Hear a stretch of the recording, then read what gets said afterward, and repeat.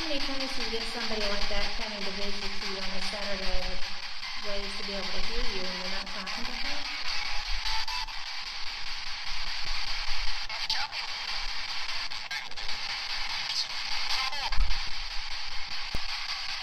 How many times do you get somebody like that coming to visit you on a Saturday with ways to be able to hear you and you're not talking to her?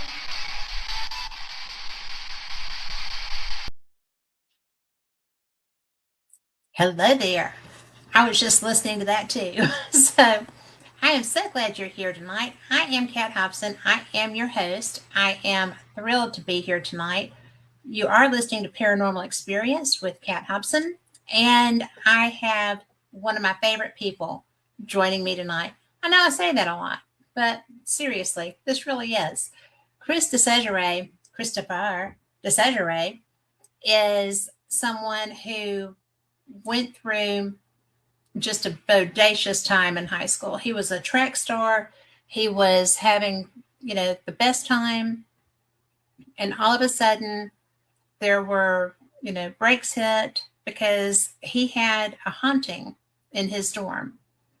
And he became known when he wasn't public with this as the ghost boy of Geneseo. And, his parents got involved, his friends got involved, the Warrens were involved at one point. Um, there was havoc, there was mayhem, there was all kinds of stuff going on, and he survived that. And it wasn't easy, I don't think. But I'm going to bring him on because you've got to see this guy. So, hello, Chris. Hi, nice to be here, Kat. It's nice to have you here. We were talking before the show. We did this the first time in 2015 when your first book came out. It's a long time ago. That's so much fun, though, Yeah. because we've actually gotten to spend time together.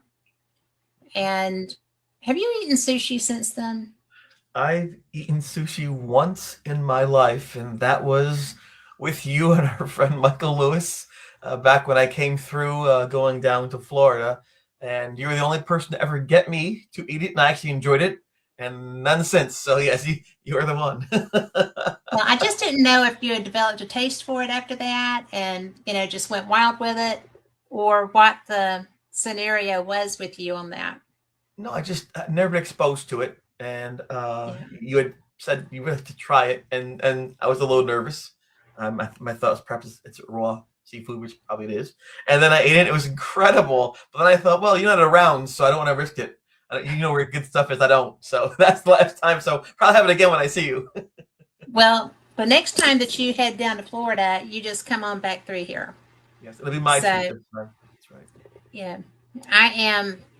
We've got people already coming in and saying hi. And, you know, Vera, I'm sorry, I don't know how to say that. But is it Devera or you'll have to correct me if I'm wrong? And Lori. Lori Dorsey is my best girlfriend that's working very hard on a condo that she just bought. And she has been painting and painting and painting and Yeah, painting some more. So now she is just absolutely exhausted. She went to the beach to get some sunshine and away from all that. And she is listening. and So, Mr. Vera actually is Vince. Mr. Vera, he actually is the chief photographer for my latest oh, book. All the landscaping photography and things like that. It's out in California. Very nice person. how cool is that? It's nice to meet you, Vera. And I'm sorry I didn't know how to say your name, but it's very pretty. So I am just, I am so blown away by the life that this has taken on. Yeah. And, I know that when you experienced this haunting initially, it was very frightening to you. Yeah. I mean, we joked at one point about it's a good thing that you were in track because you were always running. And it was frightening. It was horrifying. Yeah, there's no context which I know how to view it from. Unlike today, where we have many podcasts, television shows, movies, even, there really wasn't much out about the paranormal back then, unless it was something very scary, you know. And so this was kind of, as you would know, more of the occult back then in the 80s and 90s. And so we didn't necessarily know where to turn, what to do, where to go.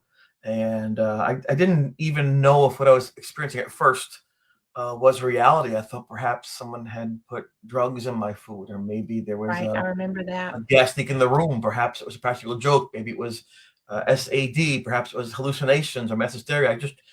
As a distance runner, you have to work through various hurdles in a race, especially if it's 42 kilometers, 26 miles, and you have to control your environment. And I thought to myself, I don't understand what's happening. How can I even function in that environment? And luckily, because I had some good friends around me and some Yeah. resources that we use and approached, including Father Charles Manning from the church, and then Mhm. Dr. Lawrence Kessler from the college, professor of psychology. We began to get a feel of what might be happening and perhaps how to approach it, handle it, and maybe even survive it. You know, I know that there was the point where there was the injury in the shower. Yeah. How long did it take for it to escalate to that point?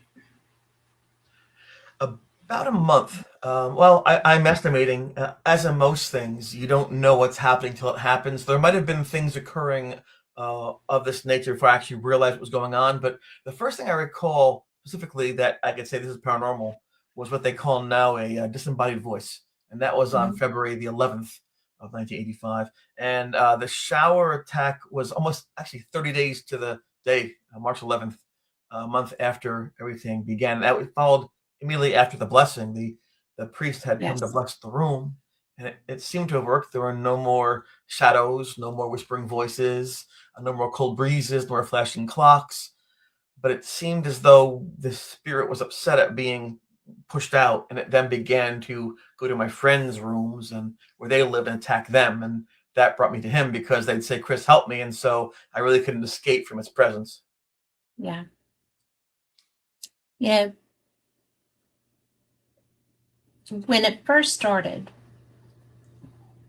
because I mean, I'm sorry, this haunting fascinates me because it's so much more than people even make up, Right, right? right. I mean, you couldn't, if this hadn't happened, I don't know that you would be able to write something that had No, all of these elements in it. I mean, it no. covers so much. Yeah, well, trauma changes not just your experience, but how you view life. You think Yeah. differently. Sometimes there's a lot of PTSD that occurs, from severe moments, and that's because you want to survive. And sometimes that fear of not surviving can overshadow your logical mind. It can. And I'll give you an example. It has now been 41 years and 2 weeks since that thing came into my college room uninvited, and when that was when that came to a conclusion after a few months, it's been kind of calm since then. But even though I should say to myself, that's ancient, you don't worry about that, I still fear every single night. I wonder if tonight's the night because it happened once before without my willingness or expectation. So therefore, it can then logically happen again. So to this day, after 4 decades, I still wonder, will something like that ever happen again? And I hope that it doesn't. So when you're writing fiction, when you're trying to create some kind of cool intimate experience, you don't think that way. In fact, you embrace things happening because there's more to write about. When you Mhm. undergo trauma, whether it's domestic violence, whether it's drug addiction, Yeah. whether it's poverty, loss of something you love, you don't ever forget that. Even when you survive it, and you really try hard to avoid that happening a second time. What do you do to try to avoid it? Well, that's a good question. I try not to notice things that might seem potentially of paranormal. And this is so strange. Here I am. I'm the ghost boy, right? I'm on Netflix. I'm all over all these, and I don't like even experiencing anything of a paranormal nature because my experience was so horrifying, so all encompassing that we were hurt. People were hurt, physically hurt. That I don't like Yes. to engage in those things. Although I do recognize that my experience allows me to potentially help people in a similar circumstance. So unless I feel I can help directly, I just stay out of those things. I don't watch the movies. I don't watch the TV shows ever. I don't think I've ever seen great shows. Ghost GHI might have seen one time. I've never seen Ghost Adventures. I don't watch the shows because it reminds me of what happened to me, and also because sometimes I wonder about the veracity of what they're doing. Sometimes having been both in front of the camera and then in experiences, you begin to see some of what goes on in some of the productions. And I remember talking to a few people who are very big in the field of the paranormal entertainment, and they admit, a lot of times they're forced to create experiences. They're forced to have something happen because the show has sponsors. The show has a set amount of resources. If nothing happens, then they have no show. So they'll kick the wall on purpose and react to it a second time. And a lot of it stays. A lot of it is pre-planned or written. However, there are times they told me where, things do happen and they're frustrated because they have to move on to another place. They really can't investigate like they want to, but they feel that by doing these shows, even if they're mostly entertainment, they can highlight historical sites, events, and people, share terminology that's used in the field, maybe some equipment they can use, maybe normalize it as a process of life as opposed to some strange occult thing. So even though they do admit that most of it is not real per se, they do feel there's a reason to have it happen, and people do seem to enjoy them. Well, I think that I would agree with that because I know some of the people that do those shows too, and I've actually been on one, which was such a trip for me because I was like, oh well, look, Here I am. and it was terrible, but it was awful. But the whole point of that enterprise is viewership. Viewership sells ads. Yes. Ads sell soap.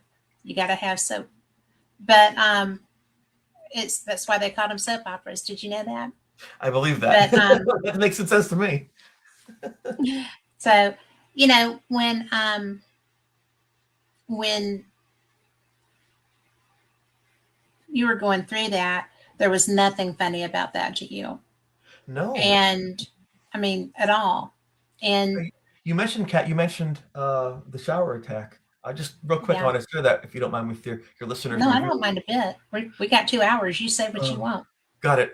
Cool. So I didn't know that could happen. I had the first month I'd experienced the thing looking at me very close to my face. That was startling. I recognized that these things could drain energy from locations, so that my clocks would flash, you get very cold feeling in the room. You might yourself lose some body heat. I recognized that. I knew that they could, by that point in time, state things, whisper things. There was an aspect of communication that was possible.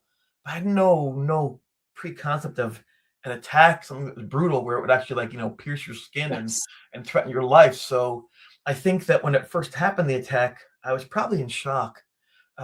This happened right after the priest had blessed the room. The following day, I ran a mile race. We had a collegiate Olympic ceremony there. I ran the mile, and I was worried about winning it because I hadn't been running well, and I surprisingly I won it. And then I went for a nice, easy 9-mile cool down to the fields and roads of Geneseo, and that's where I went past that tree that's referenced a lot of times in the TV shows for the torture tree, not knowing what it was back then. And I came back, and I'm, of course, you're sweaty, you're hot, and then you take a shower to clean yourself up. And I'm in the shower, and I notice it gets very dark inside the bathroom. I thought, why is it dark in here? And I looked up, and I could see above me the silhouette of the ghost. And I knew it was the ghost because the way the head tilted, as it always did. It was a telltale sign of what this was. I thought, wait a second. I must just be seeing things because the priest had blessed the room. It should be gone by now. I didn't understand how things might work otherwise. And so I ran out to the middle of the bathroom floor, just make sure that no one's in there. And I said, well, you know what? Must be the ghost then. I'll just turn the water off in the shower so there's no flooding in the bathroom. Then I'll just head out and round 2 with the priest, right? And so I go into the shower, and as I'm turning the water off with the lever, there's like a lever, as I turn it off, it feels as though I'm struck forcefully with a knife in the back of my spine. And I use that knife analogy specifically because if you've ever been making salad or cutting up vegetables or things, and you ever slice your finger with a knife, it's a clean cut. At first, you don't feel it. It's just like, but in a few seconds, here comes the sharp pain, right? It doesn't take long. Yeah. For these things, but in the cold water, right? So because it didn't feel like a sharp pain, I knew that must have been like a sharp object. And the impact of that knife in my back pushed me into the wall. I hit my face against the tile wall in the bathroom. I remember I could taste the bitter cleanser, the soap, talking about soaps, right? That they used to clean the bathroom wall with. I thought, oh my gosh, don't break my teeth out, please. Now, of course, in the movies, the girl always falls down and says, help me. No. I always told myself that you don't start a fight, you finish it. So someone's attacking me, I'm going to fight. We're all morphin'. So I turned blindly and I just swung out to hit whoever's there, a good punch to the face. And then I was young and strong and healthy back then, so it'd have been a fierce punch, a haymaker, and I smashed out through the shower curtain. The shower curtain fell down a little around me, and then when it settled by the floor, I looked, and there was nobody there, but I could see in the mirrors, which are above the two sinks where you brush your teeth and brush your hair. I see my back. What the? And I can see my back there was no knife there. There were these 3 scratches of uneven length. And it should have been like 5 if it's a hand, right? Or 1 if it's a knife, but there were 3. I thought, that's weird. And they're already bleeding. And I remember I remember telling myself, I felt bad for that kid because I just recognized in that moment, he's in trouble. Almost like out of body experience. And either because of the cold or the shock of what's happening or the pain of what was going on with my back, I fell to my knees and I screamed, who are you? What are you? Show yourself, you coward. And there's no answer, just the dripping of the shower head for where the water's still slowly dripping out. And I fell onto the bathroom floor. If you think about it, it's disgusting. It's a dirty, wet boy's bathroom floor. It's probably the worst place you ever fall, but not where I would want to lay down. But, but I didn't care. I had to collapse. Well, at that point, you have to get some respite. I had to study myself, right? And I said to myself, this is bad. I think I'm dying. And my mother had given up everything to have me. She was going to college and had a bright future. And, when a woman went to college back in the 60s, it was very unusual. It was a nice opportunity. And to have me, she gave all it up. And I thought, this is horrible. Here I am. I'm a teenager. She did everything to have me and raise me. I'm going to die on the floor at 18 in college where she should have been. And I thought it was a horrible fate for her. So I told myself, don't make a face. Just calm your expression down so that when she sees you in the casket, she won't be alarmed. She'll feel that you had some sort of peace if you just, see you rather than being horrified even further by an expression of horror on my face. So I just kind of calmed my face down and my eyes caught hold of one thing. There was a droplet, a small bead of water, pear-shaped, on my wrist from when I was in the shower. And in that shimmering bead, I could see the room was upside down. And I thought, whoa, that's cool. It's science because water refracts, it deflects, changes light. That's cool. And then it dropped down. You were thinking well. Yeah, like that's perfect. But then it fell. I was sad, and I said, wait a second. If the water falls, that means gravity's working because gravity pulls at 9.8 feet per second. So okay, I've got refraction, I've got gravity. So I put my gaze down right by my face in front of me on the tile floor, and the grout between the tiles was darkened from the drop of water. I thought, okay, it's moisture. So I knew in that very strange moment, very quiet, strange, meaningless moment, I realized that I'm not going crazy, that these things are actually happening and science works.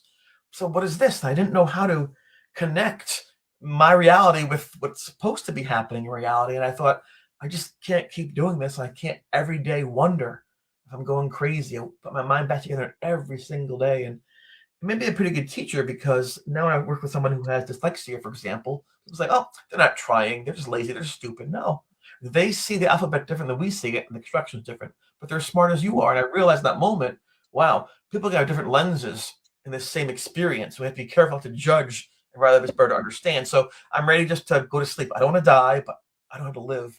Then I hear the door open up to the bathroom and the warm dry air comes over my heels, up my legs and up my back. And I hear somebody in the room with their feet, and then I'm being picked up. I hear someone saying to me, "Are you okay? What happened, Chris? You're bleeding." And then I kind of get my bearing a little bit, and I see Jeff's face, and "You're okay?" And I just can barely speak. I'm like, He put a towel around me. He dragged me into his room, C2D2, and then Ed is in there, and Beth and Linda, everyone is in there. Like, oh my God, look at your back. What happened? And it was pure chaos. And they really wanted to bring me to the hospital. I was sincere about that I was bleeding so badly, and I said, I'm not going to go. I'll fight you all.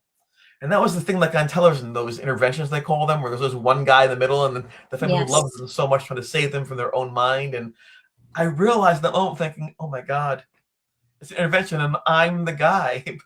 And I always like people on the outside to help. But it's a different kind of intervention, right? Yeah, This but I was is like, a how did I get here? How did I get that? How am I the guy in the middle? Has to go someplace. So I thought, okay, think quickly because I can't lose control of the moment. If they bring me to the hospital, they'll sedate me. They might think I'm self-harming.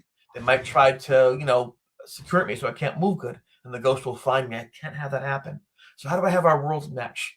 So I thought, okay, my lens is stay here. So I said, wait. I said, get peroxide, get some cotton swabs, get some bandages. And so for 47 minutes, I'll never forget the time, it was peroxide and cotton swab on the wound and oh bandage. sure, yeah. And so my whole back was lined with like a whole strip of these bandages. And I learned quickly that you really can't wear a shirt. And it happens, they tear off and it rips and it hurts. So I sat in my room Yes. for 3 days with no shirt on, just kind of shivering in the cold rather than go to the hospital. Before they put those bandages on my back, Jeff had said, the natural light's fading out the window. He looked out of his window up to the campus. He goes, if you want a picture, that's how to take the picture of your back, because this is fascinating evidence. And I already had gone through the trauma of having the ghost picture out there with the skeleton and my hands out. There's always rumors going who I am. And it became this big circus thing. And I just wanted a friend. I needed a friend. And I said to him, I said, Jeff, you're my friend. Don't take that picture. You won't do it. He said, but I want to. And I explained to him, please, I want to be Chris, not the ghost boy, please. Yeah. If you're my friend, put it down. And he did. And so that's why there's no photograph of the scratches. People say, where are the photograph then? I don't want them, Kat. Well, and he's still your friend. Yeah, forever. And that same level of friend. That's the best thing. So I just, it just highlights the fact we weren't investigating, although some that did happen in the experience, we're surviving. I was just curious because how old were you? 17? I was when 18. You went? Yeah. 18? And that just had to be. I remember my son when he was 18. Yeah. Right. And he was pretty much, he was big, monstrous. He's like 6'2", 6'3". And, it's, he would not have dealt with that well either. And I don't know that he would have dealt with that as well as you did. Because even though I used to razz you about how fast you could run when, because you were always running out of the room when the ghost showed up. And you put that in your book. That's not a secret. No, not a secret. But, it's so interesting to me because there's so much going on, especially in an athlete, because you are having to maintain. Yeah. But in a male body at that age, there's so many transitions happening. And so the stress of the injury, the stress of the fear factor of the actual, there's somebody in my room and there's nobody here, what never ceases to, and we have a question I'm going to ask you in just a minute.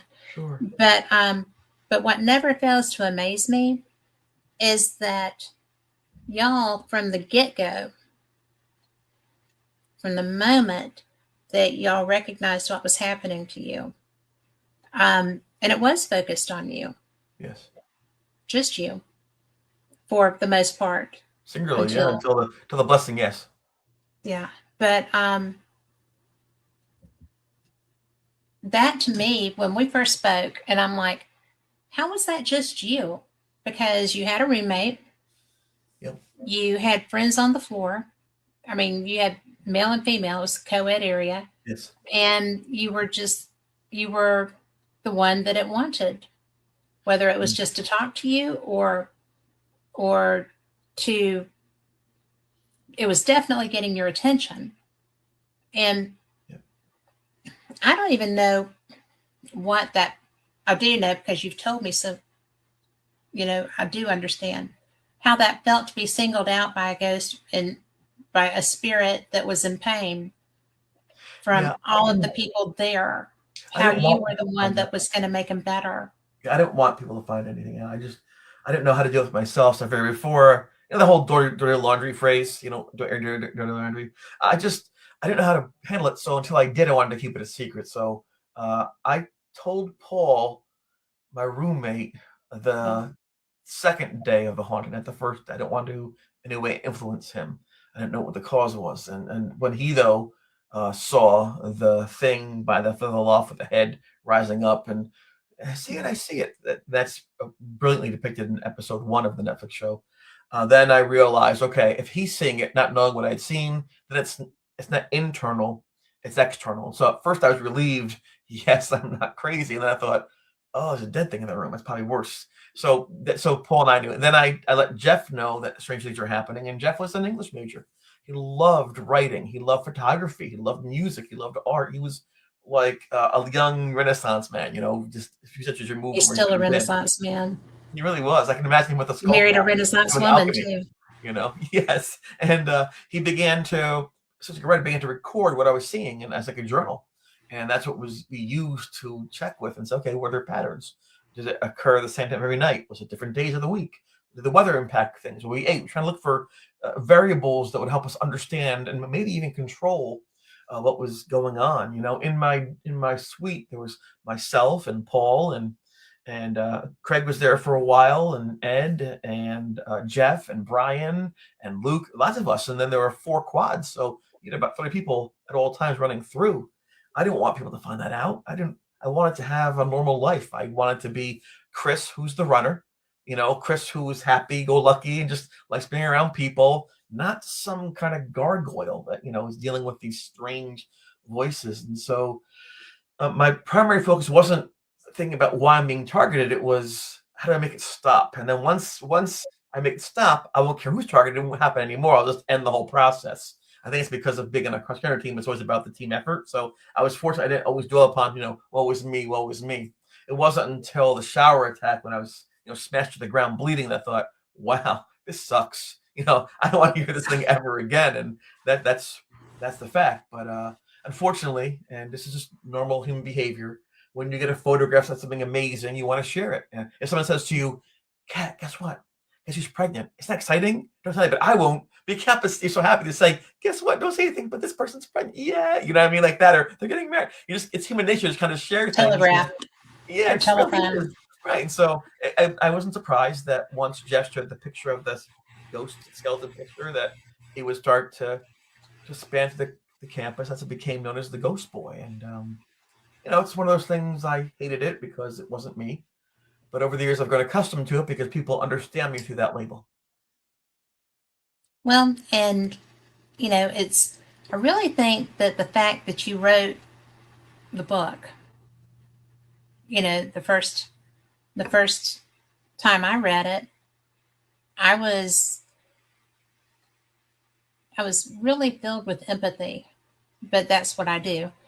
And I feel people's experiences.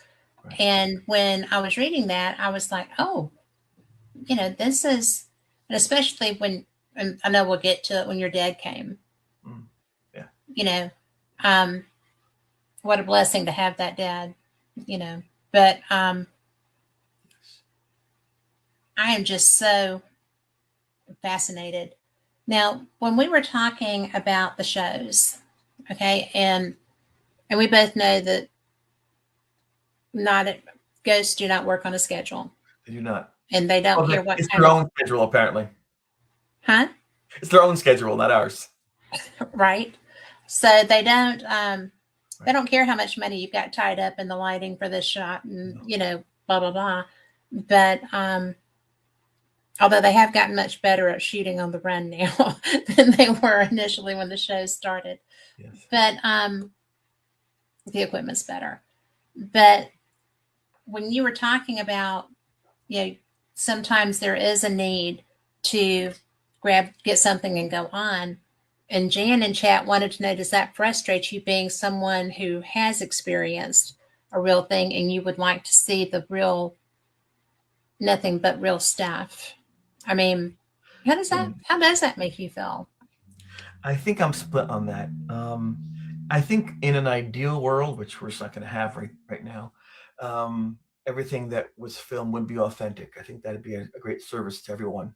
However, we don't live that ideal world, and sometimes you have to compromise to get things done how Congress should work.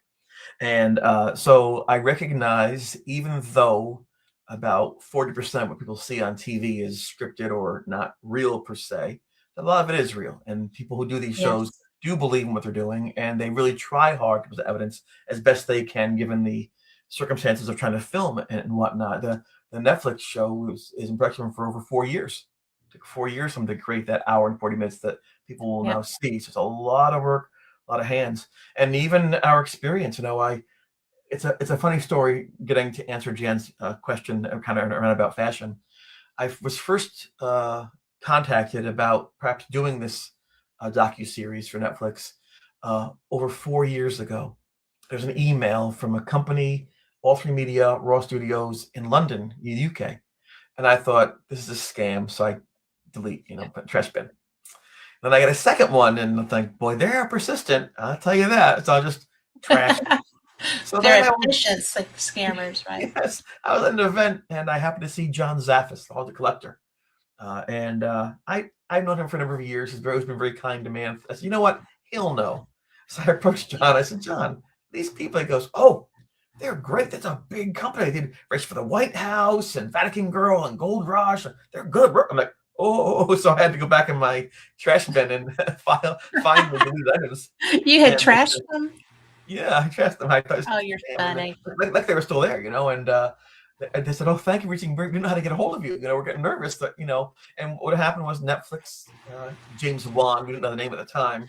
He did like The Conjuring and Aquaman things. He felt that the horror movies and the horror genre was getting just too silly. People would laugh at the movies like Terrifier 62, things like that. People just laugh, and he said he felt there's actually real experiences that are sincere that affect people's lives. And rather than just have people run over the cameras and see nothing, or having people cut in 9 pieces to buy some creature, he wanted to have it where we can actually have a docu-series where it tries to recreate an actual experience that they know that something happened. With multiple witnesses, the place exists, historical connection. And so this company in UK was tasked with, out of like 450 cases, they had about 8 months to do this, try to find 3 or 4 cases they felt they could say, something really happened. Now, what does that mean? And so, luckily, unfortunately, they chose the experience that I had with Jeff and Linda and Beth and Craig and everyone. And so we began talking, and we interviewed probably via Zoom meetings, probably 8, 9, 10, 12 times. And after a period of time, they had what they needed to present their package, their promo, their results to, I know the terminology in TV talk, but anyway, they gave the information to Netflix. Netflix is out of LA. They have commissioners, they're called commissioners. And the commissioners, there's one in charge of humor and horror things. And the initial reaction that was given to our concept of making this a docuseries was, we were, one word, and I quote, dusty. We're dusty. And so I thought, what? And the rationale was that, we were bunch of old white people from 40 years ago, and they're really trying to focus on inclusion and DEI and alternate lifestyles and things. We didn't quite match what their goal was.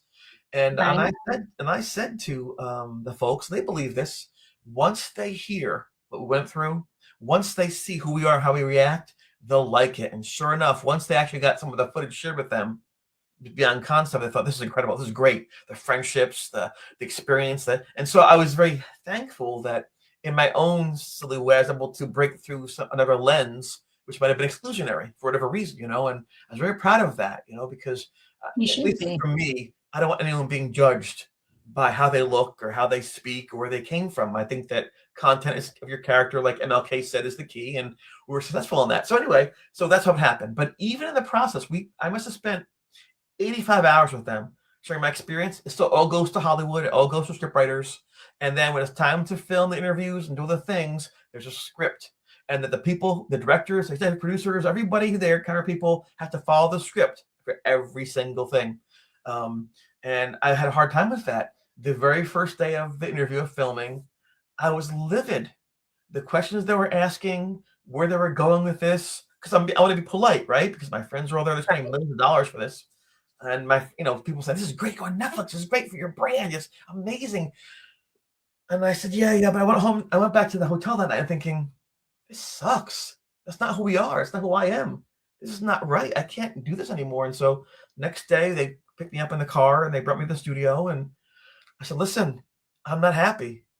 Whoever wrote this did a terrible job. None of them was there in the car, of course, right? I said, they picked all the one-offs. That's not the right. And And so it became a bit of a heated discussion, but it heated, like we were arguing back and forth. And so the gentleman who's in charge of all this, his name is Mark Lewis. He's won BAFTA awards. He did great things. A very famous executive producer. He goes, "What's the problem?" I said, "I am the problem." And so, so let's talk about. I'm not doing it in public. Let's go to a private room and discuss these things out in front of the camera, people, and the gaffer and light person. So, we went to a quiet place and I discussed what my things were. And so we made a compromise. I said, if you don't fix this, the train leaves Rochester at 11 o'clock.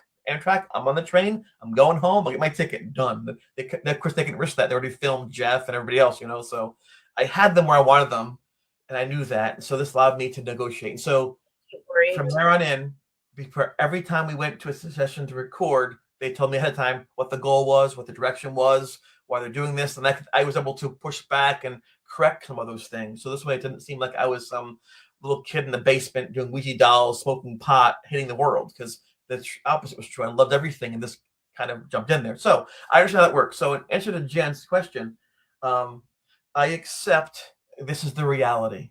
And I can tell you that I think for the most part, those shows do a positive service, as I mentioned before, in that they help to inform, to entertain, to expand people's vocabulary and horizons. They call attention to historic sites that might otherwise fall into ruin.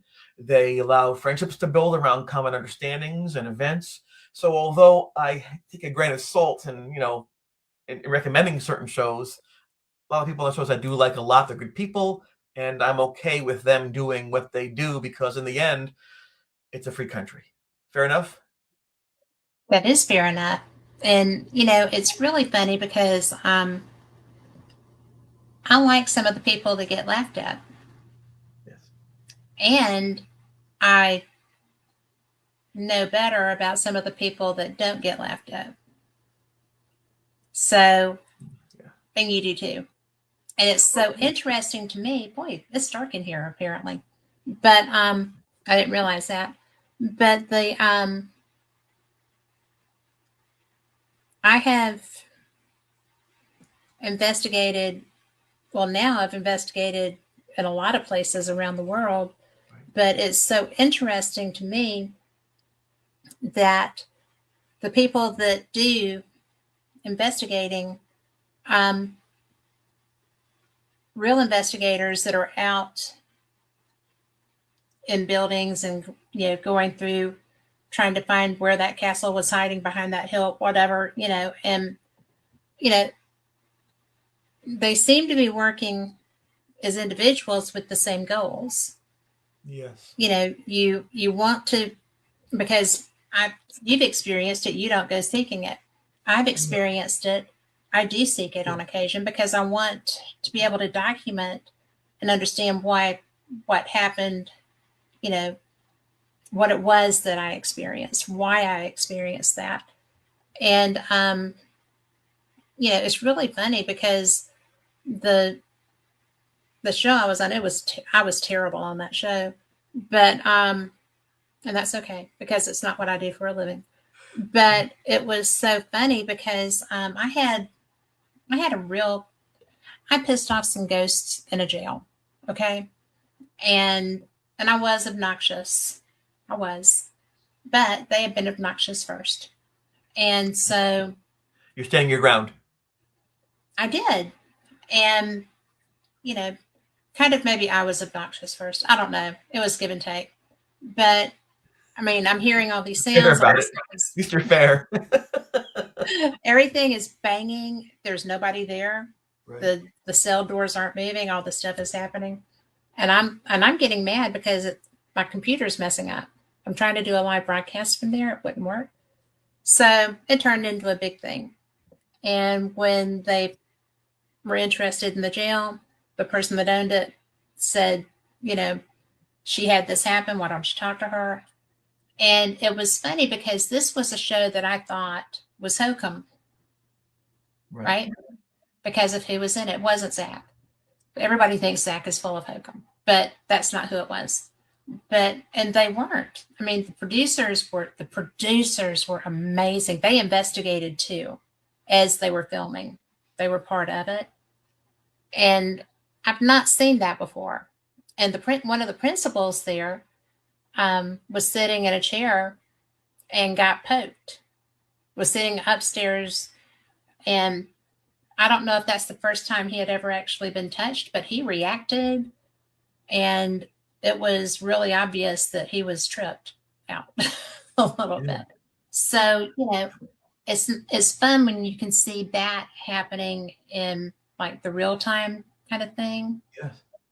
Well, But that's not unusual, Kat. That's not unusual because if you think about it, the producers, directors, camera people, they're all focusing on what you're saying and what the place is known for, correct? So they're looking for ways to expand on that or to show that or to create that moment. So yes, that moment they're actually open to these things.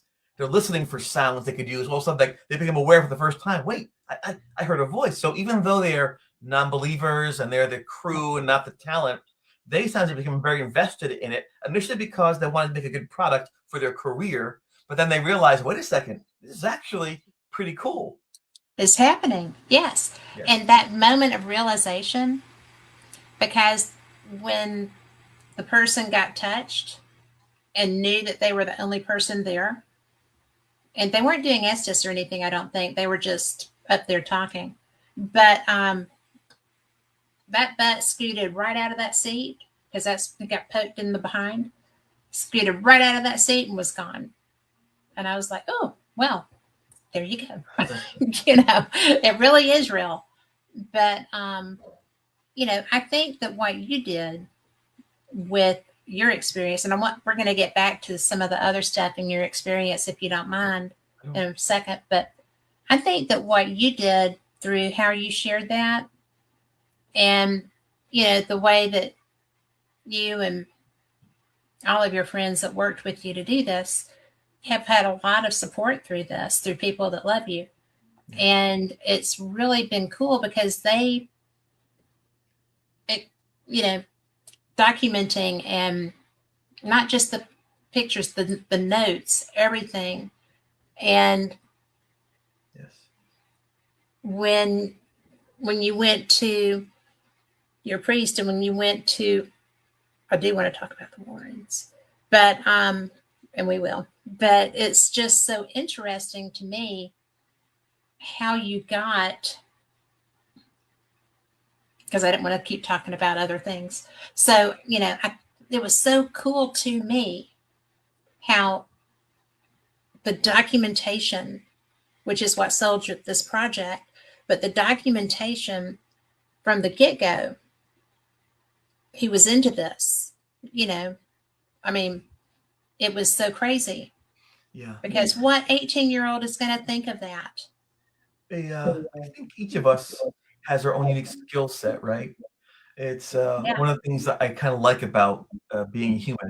There are things I don't like about being human, but there's some things that are especially wonderful, which is like the uniqueness and creativity that we have. We can expand people's minds and experiences. And so, growing up, I was very lucky, as you mentioned prior, to have two parents who loved their children, who looked out for their children and tried to raise them to be both successful and, as importantly, kind.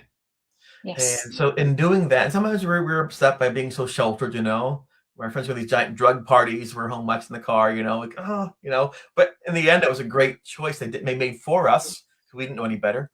And the running helped me to stay out of trouble as well because those like track meets and college and, running places and big events. So it was great. But when I left my home, I left my base.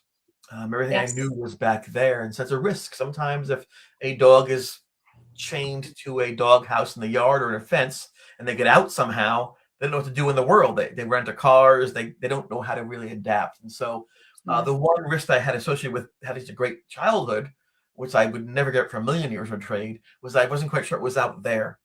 And fortunately for me, when I got to Erie Hall, not only was Paul there, who was my roommate, who was a very regimented, very clean, very focused individual, and funny too. Jeff was the next door, and Jeff was, except for my father, the most intelligent, creative, thoughtful, kind, giving person I'd ever met. And When I say he opened my mind, I'm not kidding you. He introduced me to the European pop invasion with Eurythmics and Peter Gabriel and David Bowie. Like music was crazy, and he had me listen to the old classics like by Bach and Chopin. He talks about pointillism, impressionism, and well, he's just an incredible person. But the most amazing thing about Jeff was that he could find joy in someone else's accomplishments. It wasn't a contest. Some guys are like, well, you have four and I have five. Some guys are always competing every step of the way. And sometimes when you're an That's, athlete, you have to compete, yeah. right? Not him. He could honestly enjoy your accomplishments. And so how that happened, that's fascinating. And I thought, that's a good human being right there. So I kind of hitched my friendship to him in that moment, thinking, and for him, he was rather reserved, he was more of a watcher than a doer. He would like his camera wherever he went. He had his notebook, his journal. He couldn't believe it Yeah. around the house naked at the time. Like, ooh, I was streaking to college. That's crazy. How do you do, like that? So we're kind of yin and yang, and it worked out very well. When he was Yes. younger, when he was younger, he had seen those shows like In Search of, and That's Mhm. Incredible Things, and he thought that's really cool. Learning boy narrating, and he was wanted to know, are there vampires and Sasquatch and UFOs? And as they get older, in his teen years, he thought, I don't really see that though. It's not like it's real. And he kind of just spun like, darn, they're like fairy tales, like the Easter Bunny. That's terrible. Like, oh well, whatever, childhood dreams. And then when I came running into the room, and I'm like, there's a ghost. He's what? I mean, I think that it's what he always wanted to prove. There's something more than Yes. going to work and punching a clock, eating your lunch, going home, punching the clock, and going to sleep. And I think that he was just, as a human being, and throw out the concept there could be something out there beyond the mundane. And so I think he was actually drawn to my experience. I think that when he was journaling these things, he did so not just out of obedience to a friendship, which is part of it, but I think part of him was nourished by these possibilities of spirituality, of life beyond death. And so he played a key role in preserving, recording, analyzing all the things that were happening in that day. And likewise, Linda, who you see in the Netflix show, Beth, who's in the sci-fi show years ago, likewise, they really thought we're good people. Beth and Linda, Jeff and I, and they always try to make us happy. And they'd be at parties and things. They always included us in these social events, and I was very thankful for that. So when things got crazy, and I became the ghost boy, people began to pull away because what they perceived was me being different now. They stayed as my friends. Those are truly true friendships, and it allowed all of us, I think, to navigate with the friendships through a horrible time because it's like what's that term? Like a blood brother. We Yes. suffered so much together that we became a family. We were bonded by our experience, and nothing can really, like, you can have waves in a friendship, ups and downs in a friendship. Nothing destroys those friendships because they go beyond any single moment or thing. So yes, I'm very lucky. We're all very lucky to have had the friendships that we had. And the cool thing about the Netflix show is that they focused on friends and family. It wasn't just about me and Jeff running around getting evidence. You heard Linda's Well, that was backstory, nice. and right, and all these things, and I thought that was fascinating. And that came about because every show looks for a direction. What's the main point? Initially, they're going to have it very evidence based, a lot of music, and like almost like chronology. And then they saw the friendships. Oh my God, it's 40 years, they're still friends. They talk so naturally. This is not a show. It's real, and they're bonded for life. And they thought there was a movie called Stand by Me, dun, dun, dun, dun, Yes. where the young kids walking the railroad tracks looking for a body, written by Stephen King. And even though they find the body, it's not about that. It's about their experience on that train track, on that path to that goal, and how they became friends. And so, kudos to Mark Lewis and to Simon Mills and Kelly Milbank, Yes. Melissa McLean, to Mark Atria, to those people who help navigate that production towards the friendships. Because at the end of the day, as they say nowadays, Kat, you could debate evidence until the cows come home if you still have any cows in the yard. But the one thing you can't debate is the value of friendship that lasts and is enduring. Well, and you're absolutely right. And I'm going to say that's very poignant to me because I don't have a lot of people that I was young with. Because parents divorcing, mobile, all the stuff. And the most important one from that period died recently. I'm sorry to hear that. And so that was that that was my big, you know, holy crap moment, right? And and it wasn't a good death. It was not a good death. And but his faith was always going to be strong through that. So, but it's really is so grounding. It's oh, hi Victoria. But it's so grounding to have that and the parents that you had. Yeah. And your whole family that you had. It wasn't me though, And Kat, right? That's just circumstance. I could have been it born to a is single mom circumstance. trying to fight Yeah. her way through 3 jobs. So luckily, I got Yes. lucky in this case, right? That I You had the did. background I had. Because when I got Yes. unlucky with the ghost, it kind of bounced out. But you were not unlucky with the ghost, because the reason you could cope with it as well as you did Yes. was because of the base that you had. Yes. And that included family, that included friends, that included, you know, the fact that you were really fast, you could run away. But the fact that there were so many people vested in caring for and loving you, that I'm sure that offered a degree of protection, even though you didn't feel like it did at the time. Well, I can't So, understand it, but I'm grateful for it. Even when I had yeah, the cancer, the eye cancer this past June, yeah, that was a scary time. I had some blurred vision, and I thought, well, probably allergies. I'll just go to the doctors and not be my normal self and just wait through it for 10 years, And I went, and they discovered that I had this carcinomatous malignant tumor in my retina, and that was scary, And so they said if the tumor has leaked out into your brain or your liver, then you're on the clock, basically. So I had my will made up and notarized and things like that. And it was a scary time, and went down to Sloan Kettering in Manhattan, and they inserted a disc, a gold disc with silver pellets on it, radiated pellets. And they pulled it out of the way, and they put it back in there, and they put the eye back on top of it. Gross stuff. And then they burned out with this radiation, this focused radiation, the lesion from my retina. I was quarantined. I couldn't be around anybody for more than 15 minutes. I remember to ask the doctor, I'm like, so if no one could be near me because they'll die because of the radiation, but it's in my body. Question, is that good? And she said, well, she I had laughed to have because radioactive when I asked that iodine question, I'm because of like, the yeah, no, thyroid. I know exactly that. right? I'm I like, know hello. that. So she goes, no, it's focused out of your eye. That's why it comes out. I'm like, okay, I'll take your word for that. But when I was in there, I was quarantined, just like in the haunting. During the haunting, because I was afraid of people getting hurt by things because of my back scratches, I'd be in that room for days at a time by myself, watching the world go on around me, and people playing frisbee and playing their boom boxes. Let's hear it for the book. And I thought, this is horrible.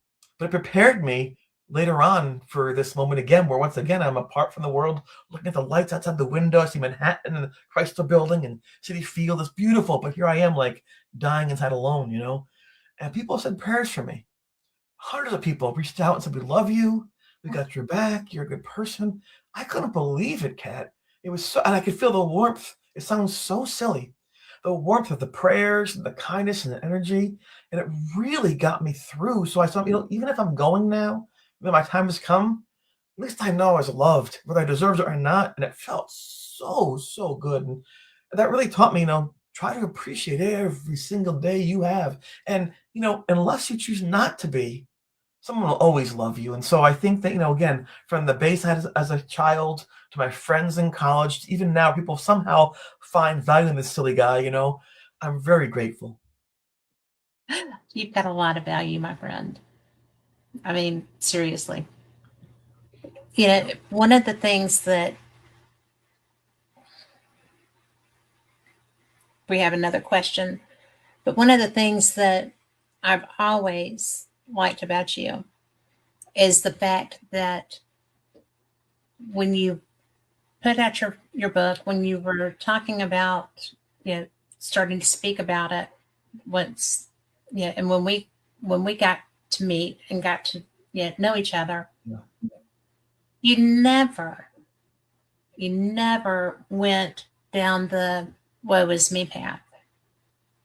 Ever. You didn't do it with your eye. No. You were scared with your eye because I didn't say a lot, but I watched a lot. So I don't really, I pray a lot and I watch a lot. But, Yeah. one of the things that I'm grateful for is that you're so blessed. You're so blessed with love. You're so blessed with courage. You're so blessed with an ability to survive and a will to survive.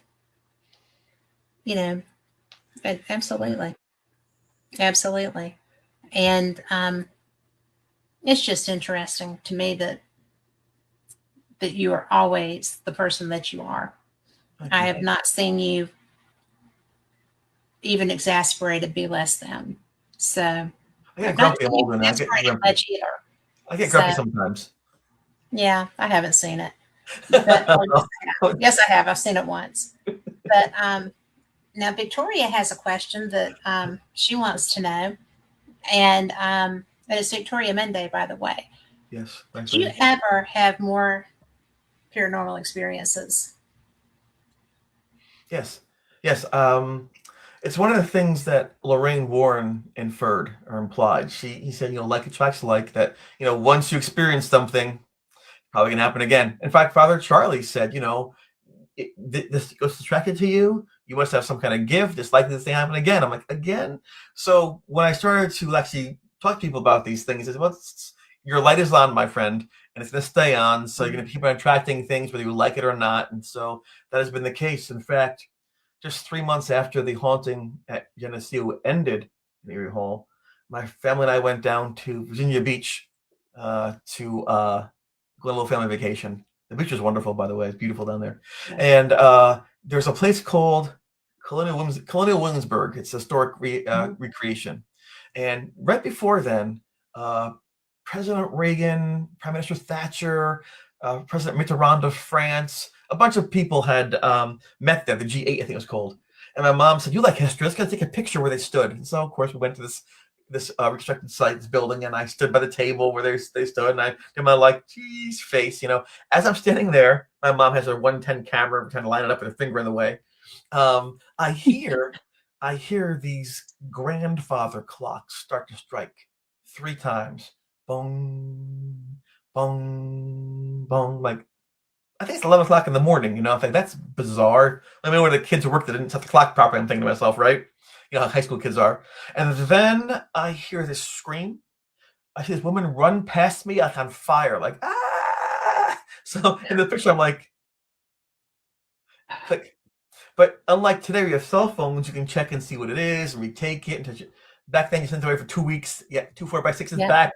That's how it was. From Rhode Island, you sent them to. So we got the pictures back. I don't know, maybe a month later. My mom said, "Oh my gosh, look at this picture of you at that place." You can see there are these clock faces, white, misty clock faces, all at 3 o'clock, floating in the air around me. And there's a woman on fire who's going to be passing through. And so for the second time, after the ghost picture in college in the same year, here we go again. And so I knew then it's just not going to stop unless I tried to stop it. And so because the reactions to me were so strong that I seemed to have this such a strong inherent gift for this, but didn't want it, I repressed it. I was that 6'5" guy who doesn't play basketball. I was that girl who could draw in art class who won't draw. That was me because I didn't know how to control it. When I did do it, people noticed and the expectations on me. What's my aura? With the future? What does this mean in the Bible? I mean, people look to me. I had such an incredible gift that they depended on me for these answers I couldn't answer for them. I felt uncomfortable. With Lorraine Warren, for example, that was bizarre. They gave us a wonderful lecture. They had these slides, which is, if you're a younger audience, it's the still black and white photos, right? Advance, you push the button. They had these things they called EVPs. I've never heard that word before, phrase it, electronic voice phenomena. And they played these things for this huge audience of hundreds of people. I just went because Jeff said I should go and it was free. And in fact, I have the poster from their lecture right there that Jeff showed to me, the dining hall table at college right there from 1984. In any event, so we went, and then at the end, Ed said, "Come up, meet Lorraine, say hello." And Jeff was like, "That's incredible. Let's go meet Lorraine." Just like you see in the Netflix show, you know. And I didn't know. I'm like, I'll be polite. And Jeff pushed me ahead of him, so I have to go first. I thought maybe to give him more time to ask his questions, you know, get him in line. So I got to the stage, and she said, "I will not shake your hand." And I looked behind me like, who's she talking to? Who's misbehaving? You know, was my friends at college just being a moron? It was me. I couldn't understand it. And then she said, and this is not in the show, "I won't shake your hand. I don't want to know my future." I thought, what? And then Ed put his hands on me and pushed me off the stage. And that's how that transpired. I thought, what? It was only 33 years That was later. the weirdest thing. Yes. Well, I mean, that was the weirdest thing. And how would she not know her own future when you were going to show it to her? Well, I don't know. So I had no idea. All I know is that to her, I was It's so probably a bad weird. person. Maybe I was evil. Maybe something wrong with me. I don't know. Not even. I was so sad by it and so hurt emotionally because they're famous people and I'm some nobody and they threw me off the stage with all my friends that I didn't go on. They went on an investigation across the campus after that, and I didn't go because didn't want to be around them because I was embarrassed, you know. And Yeah, anyway, I so would have been. I mean, I get that. well, If you're a 33 years later, I'm at this event and a woman comes up to me, very nice, pretty woman comes up to me and she says, "Hi, you're the ghost boy. You're Chris, right?" I'm like, "Yeah, that's the man. I was the ghost boy." She goes, "My mom loves you." I'm like, "Oh, who's your mom?" She goes, "Lorraine." I'm like, "Lorraine who?"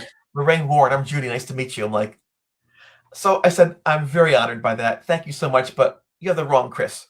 It's another Chris. She did not like me. Let me tell you what actually happened when I met your mom and dad. And she laughed. She goes, "I know about that." So here's the backstory. And sometimes, you know, we're smart, we're educated, we try to be observant. We don't always know everything. One of the reasons Yeah. relationships fail, things like that, we too much our own feels. So Judy didn't like scary stuff, much like me. And her parents were constantly going from college to college to college, touring and showing the evidence. So Judy would go along with them and she'd wait in the car and she'd do like crossword puzzles and word searches, things like that, you know.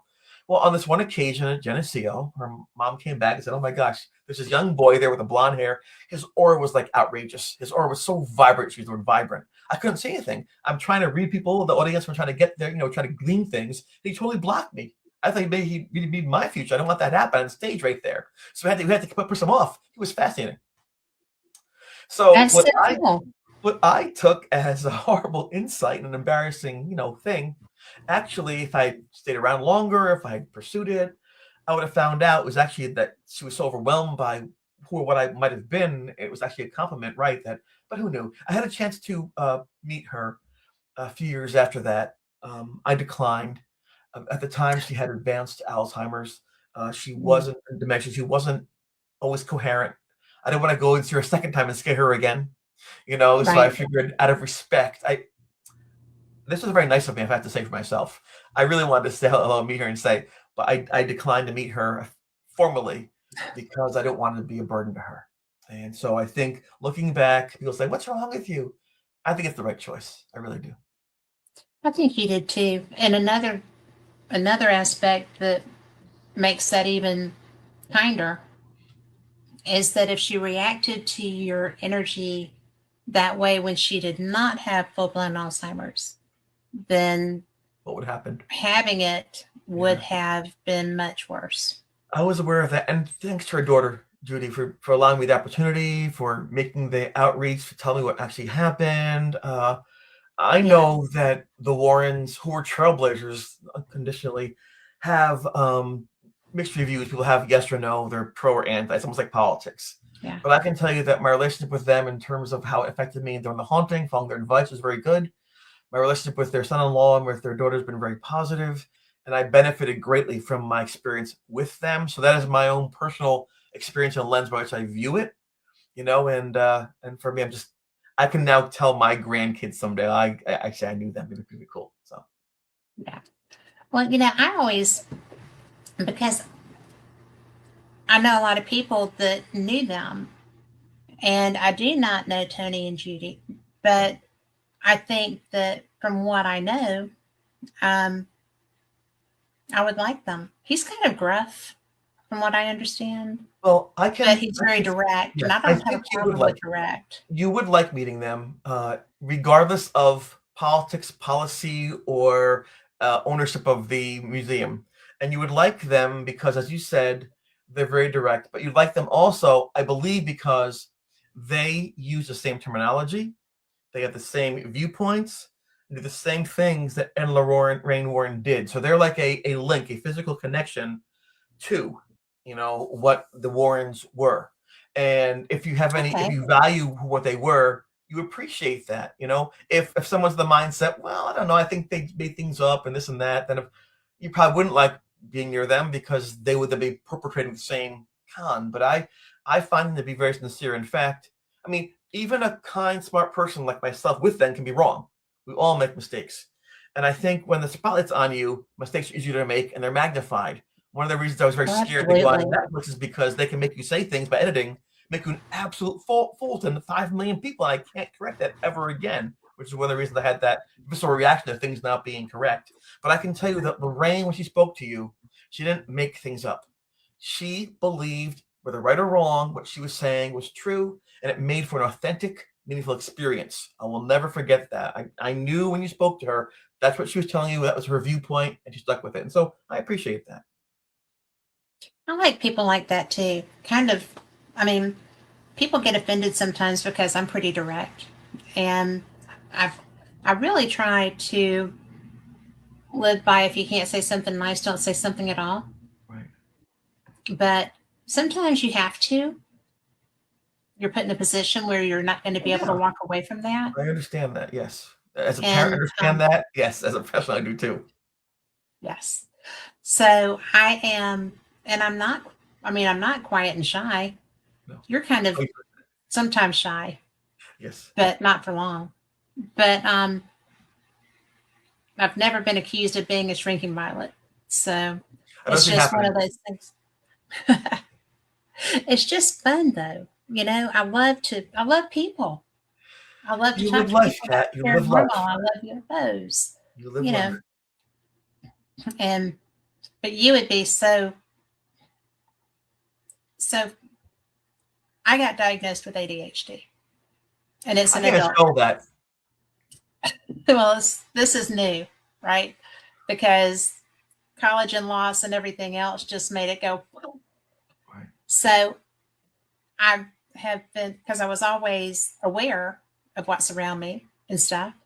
And so now it's just kind of like, oh, behind the little animals kind of thing. If I'm learning how to live with it because I thought I had Alzheimer's, but I don't. But I thought I did. And I was just like, so I got tested, and no markers for Alzheimer's, but everything for ADHD. And the guy said that I probably had it my entire life, and just, old woman things kind of kicked it into gear.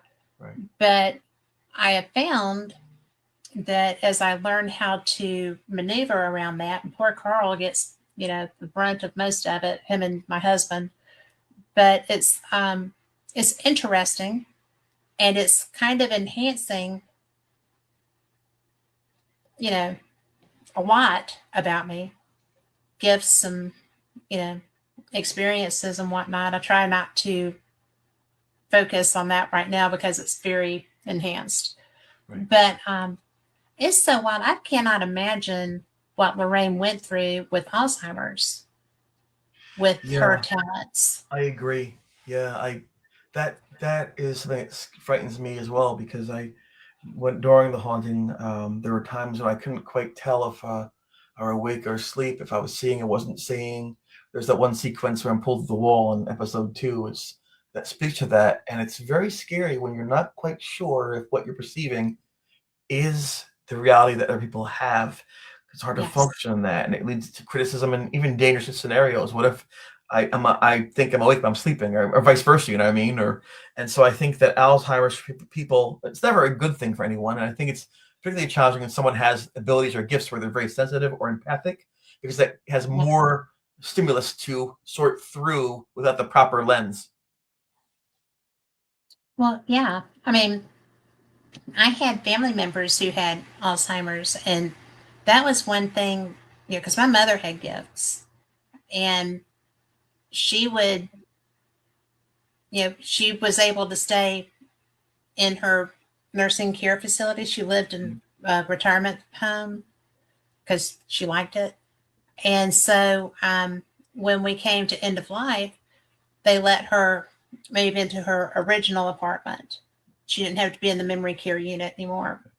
And so it was so bizarre because because as people start to die, they become hyper focused. The Alzheimer's was not there anymore. Wow. She was very aware of, life ending and very frustrated with that. But I found that really interesting too, that the Alzheimer's was just not even a thing anymore. But Yeah, I believe that. but I believe that. it's wild how your body and your brain, and that's a whole different tangent, sorry. But it is interesting because I don't know, I would have liked to have not seen that happen around Lorraine, but I would wonder if she was getting back to um, being able to focus and to be aware. It's just the Yeah. things that you don't think about very often. But I mean, she was such a gift. I mean, a lot of people might not always agree on that, but I think she was such a gift because there wouldn't be this field if it Right. hadn't been for them. Yes, And all those things and arrows. Yes. yeah, and I love reading their stuff. So it's very educational, the things about them. Yes. And Yes.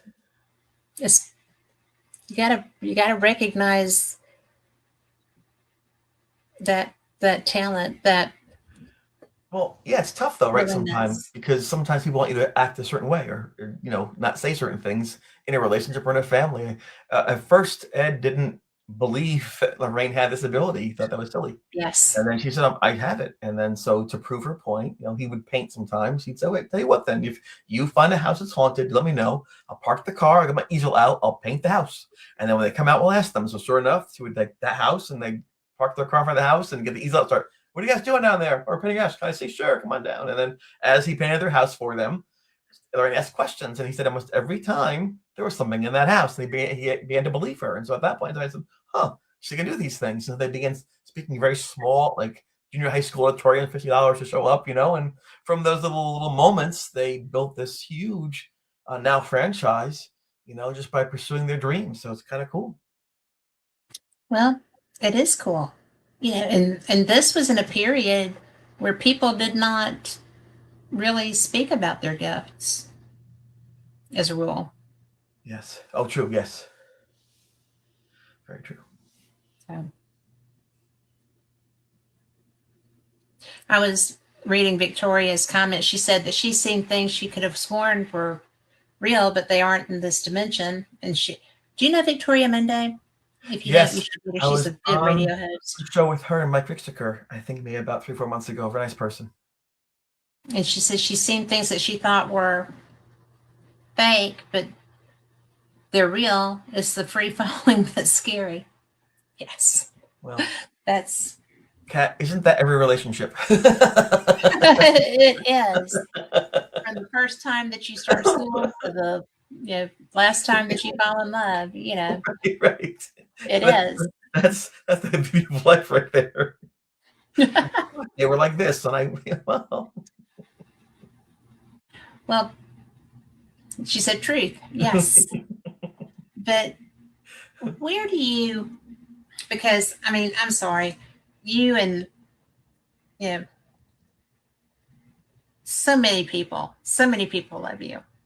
And when you did the first film, and because I remember the premiere, and I was so excited and so proud for all of you. That was such a big deal and so much fun for y'all.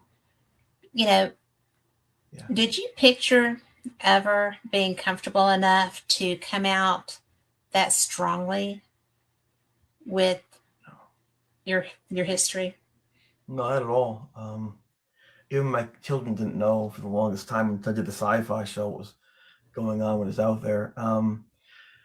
I always knew that this experience meant something beyond me. I didn't know how to be an effective messenger of what happened.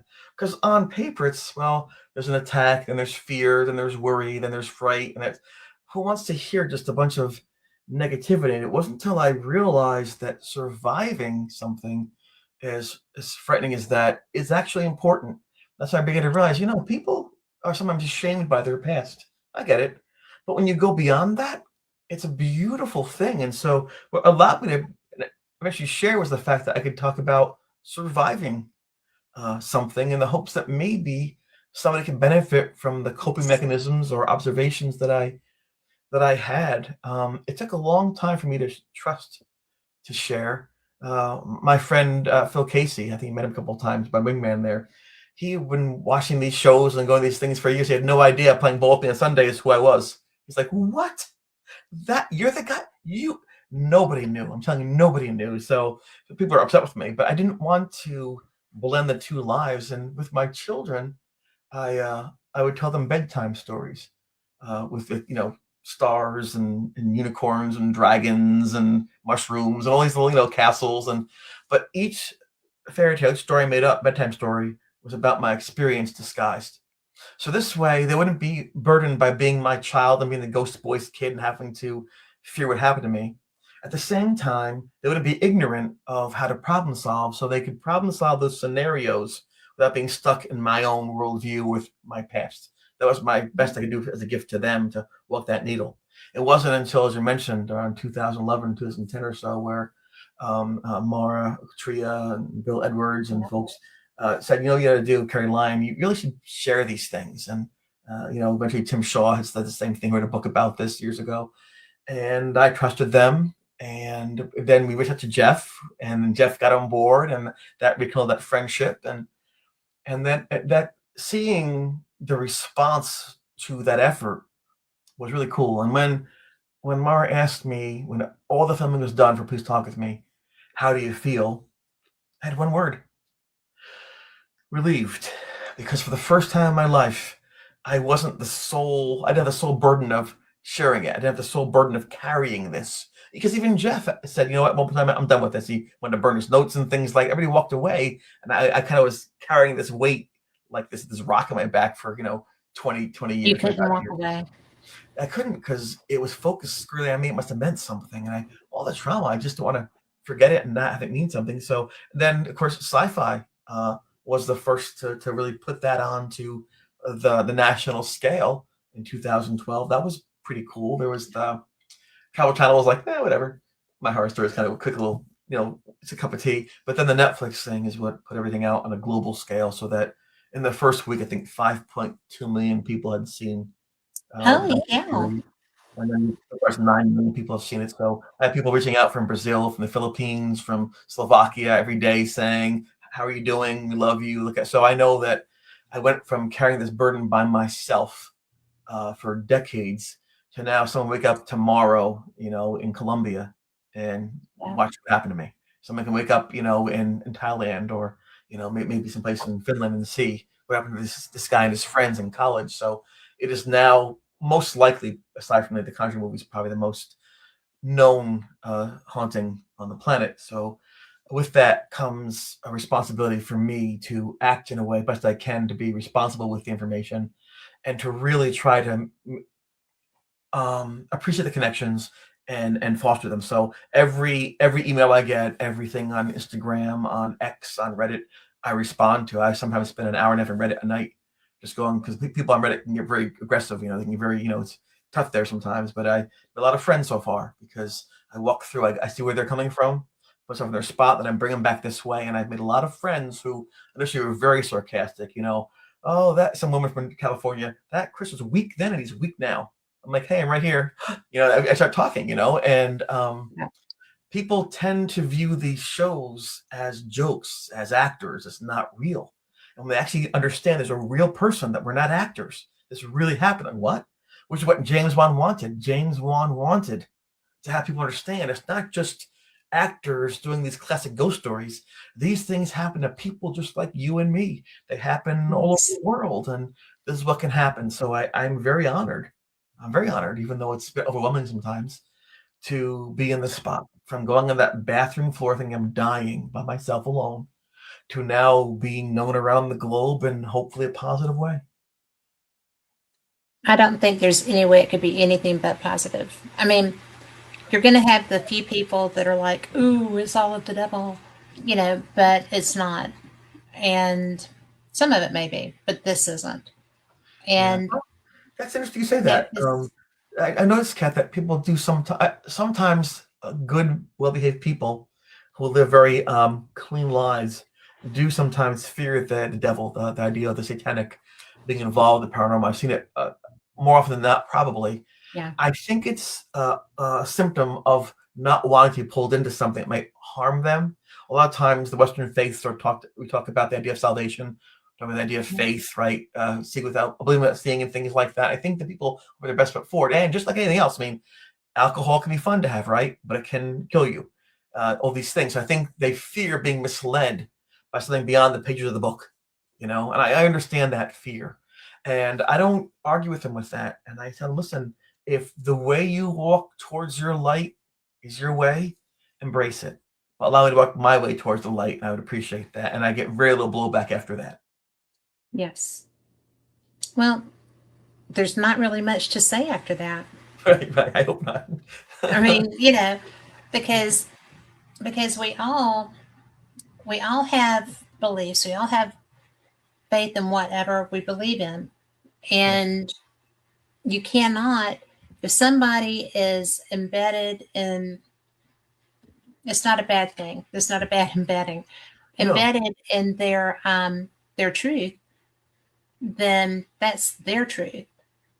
And it would be very presumptuous to make that be less than for them. You know, Yeah, right. Because we don't know where they've been. And well, Paul, my roommate Paul, I mentioned before, my first roommate, he mhm. was agnostic. He did not believe in some spirit in the sky. He thought that religion was very constraining and it wasn't worth having. It constrained your freedoms and your fun. And he was very anti-religion to the point of speaking out about it often. And even Right. me for going to church once in a while. But when that thing was in the room, it wasn't me and it wasn't Jeff. It wasn't Bethany. It Yeah. was Paul who said, let's get a priest. So again, it just shows you that sometimes we react to our own fears in ways that aren't healthy until we have no choice but to face those fears. So I admire him for that. I admire Paul for going directly against what he strongly wanted to believe in and to do something that would help all of his friends and himself. So kudos to Paul. Well, that I had forgotten that, but that's very. It's been a while since I read this first one, right? But I just find it fascinating because I was so surprised by how little the priest did to help you Oh, initially. okay. Well, it's probably worse than you think, and let me explain that. In the movies, they always go to some big, giant, picturesque church, and the priest opens the door, and he's like 7 feet tall, with a shock of white hair, and he's like, "In the Yes. name of," it's like, "Yeah, get him, Jesus," kind of thing. That's what movies are, right? We went to the morning after all those crazy things happened with the ghost being in the room and things being torn apart. We walked up early in the morning, must have been 7 in the morning, freezing cold, our hair was like this.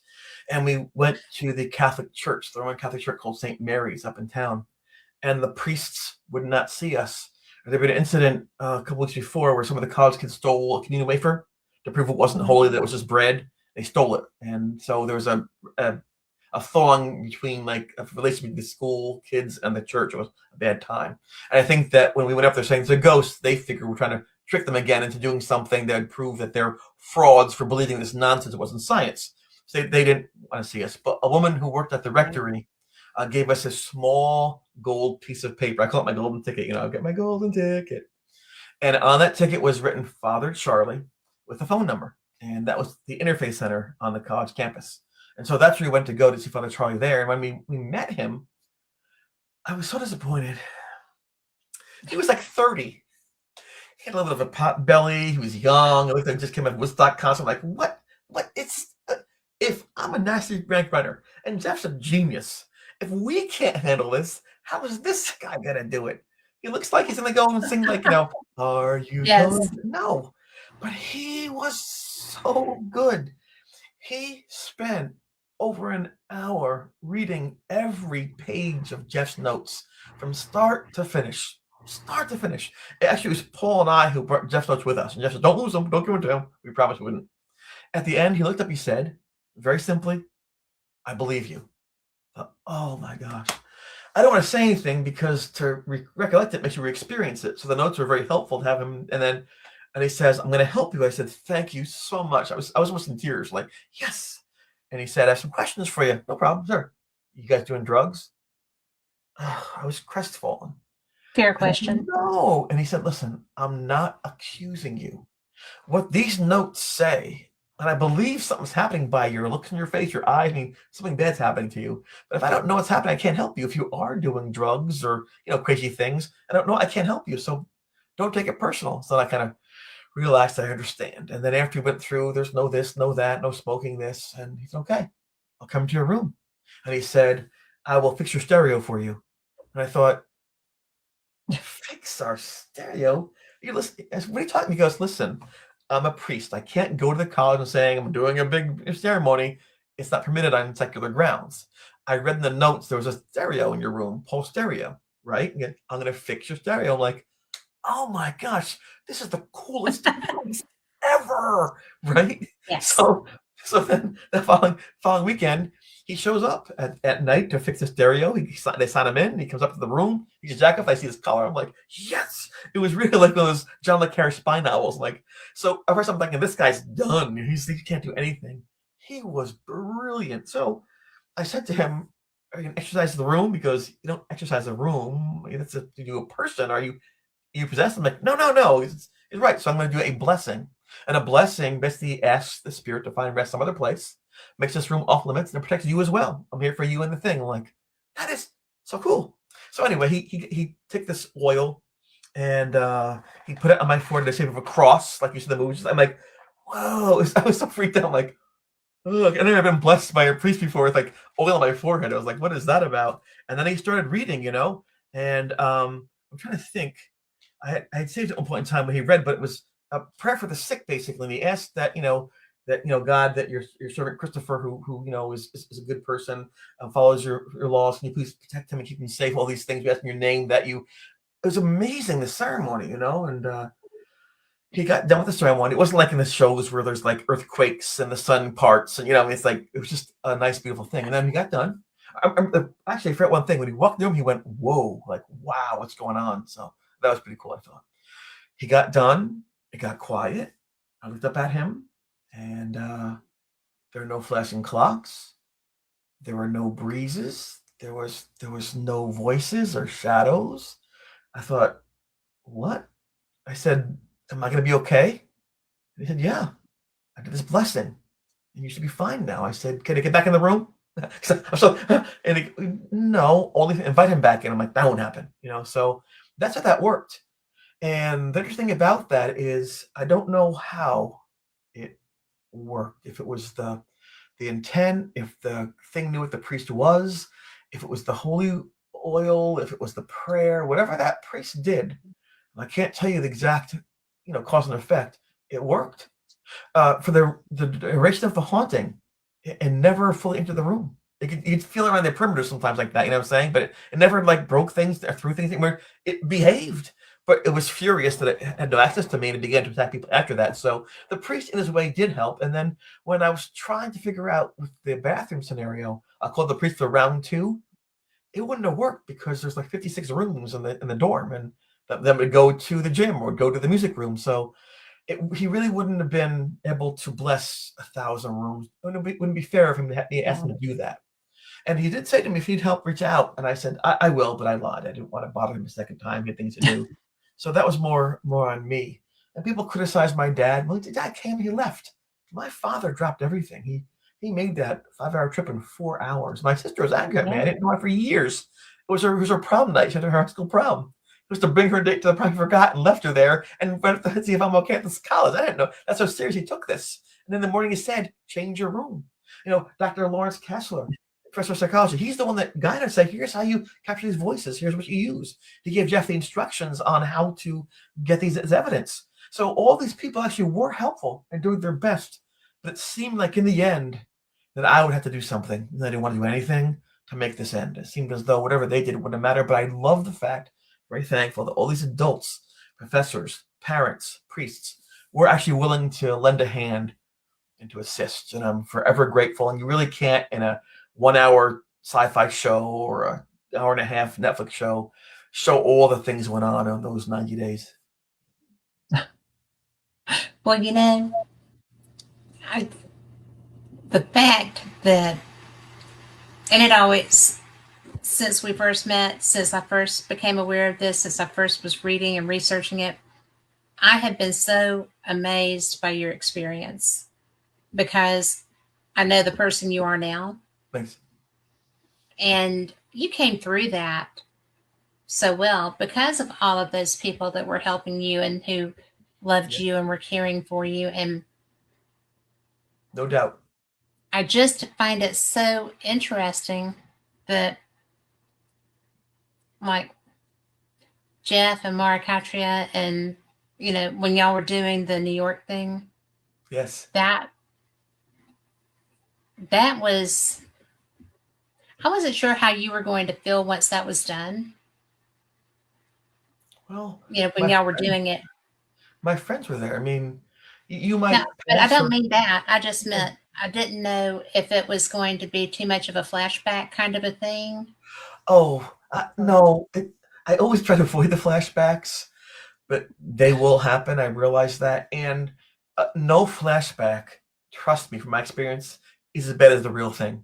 As bad as the memory might be, it's not as bad because I've separated myself from that. I'm out of that. It's behind me. I made it through. In that moment, there was no script. I didn't know that I would. I thought I would for sure die in that place. And that was very unsettling. I was losing my scholarship. I wasn't running anymore. I was failing my classes. It was just, I was being redefined by something I wasn't at all. It was just I will admit, yes, it's a fascinating tale. The experience is so amazing that it almost checks all the boxes you want from a classic historic haunting, right? Got everything from the full-blood apparition to the priest. It's like the Warrens. You probably can't do better if you want to make something up. But the fact of the matter was, it was so, pardon my language, damn frightening. If you were to say to me, Chris, you have the ability to snap your fingers and go back and make it never happen, would you do it? My answer in a heartbeat, yes. That's how bad it was. So if people think, oh, he just loves the attention, he just likes to struggle with this thing, no. But I do realize that people go through horrible times worse than mine. People get caught in wars and get their legs blown off. People lose their babies in horrible accidents. I mean, things can be, as beautiful as life can be and often is, bad things happen.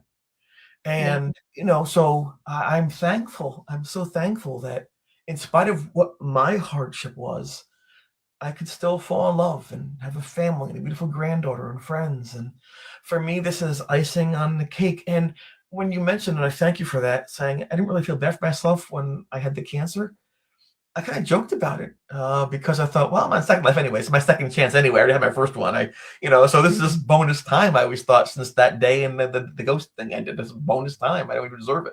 Yeah. So I didn't want to go. I want to see my granddaughter, at least here, graduate high school and give her a big hug and kiss, saying, Pop loves you. But I recognized that if I lost this fight to the cancer, if God took me, that would be okay. That would be all right because I would still have in my life had achieved so many wonderful things that maybe aren't as fortunate as I was to have happened in the first place. So. That's beautiful. That really is. That's probably the most beautiful gift that anyone could ever have, is to have that peace with themselves. Yeah. Because I still like being here though. but absolutely. I mean, you're the only pop lock I know. Yeah, but I'm okay with others. How old is she now? It's only going to be 7 this year in May. Yes, because Frankie J is 7, and my oldest one now is 11. It's like, Wow, really? that's How so did cool. that happen? But Oh, and they're so cool. yes. But it's I remember the first time that you were sharing pictures of her at your house when she came up. That was the most precious thing. That is Her dancing and playing. Yeah, she's just an amazing human being. I think one of my favorite memories, if you don't mind me saying, as an aside, real quick, I live in a little circle, so it's like close up to traffic, a little circle area. So we'd put her in a little wheelbarrow. I mean, the little wheelbarrow in the wagon. I'd pull her around, and she'd look at the thing. Goes, there's no cat, tree. She learned her words, little kid. yeah. And I remember this one night, it was kind of late, maybe like 6 o'clock, the sun was going down, and she starts going, moo, moo. I'm like, there's no cow, so it's a dog. Woof, woof. He goes, moo. I'm like, no, no. And she points, it's the moon. She's never seen Yeah. the moon before in real life, only in cartoons. Like, the moon. I thought, oh my gosh, it's so beautiful.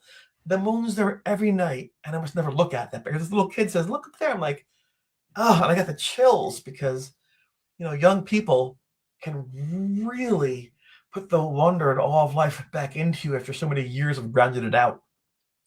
So very cool. That's funny. But it is true. But we have a question from Victoria again. This is a pretty good question. So she always asks good questions. Yeah.